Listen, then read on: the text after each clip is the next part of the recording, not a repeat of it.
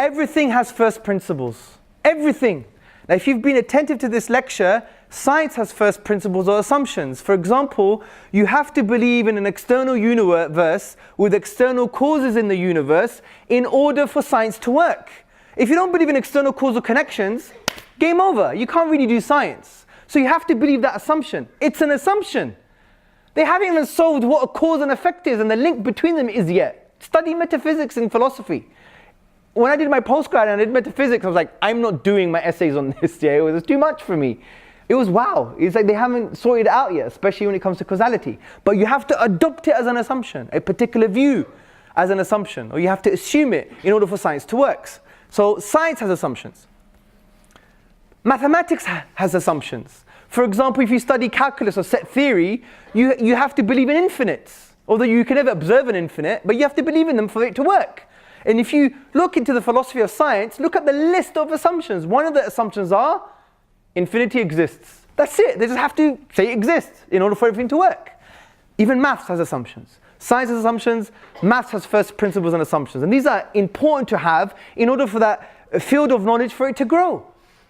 Politics has an assumption. The idea of freedom. Freedom itself, not political approaches to freedom, but the idea of freedom itself.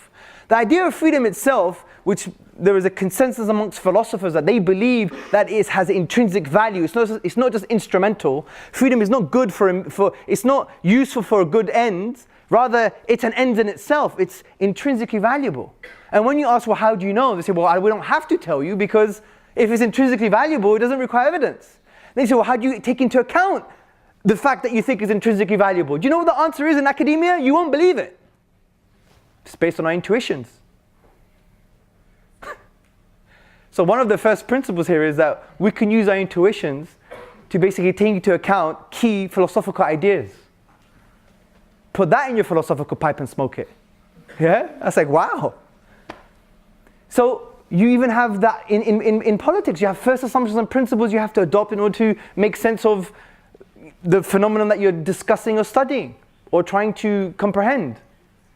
Even neuroscience has assumptions. Then study Moderato, Manzotti, study Rosen, all these guys.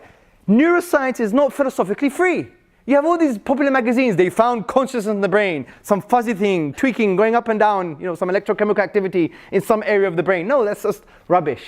Get the real paper, see what's really going on. It's based on an assumption. Neuroscience is based on an assumption which is philosophical. It's not even scientific. And that assumption is called physicalism, which is the philosophical approach and the philosophy of the mind that things can be reduced to physical processes but not necessarily physical bits of matter.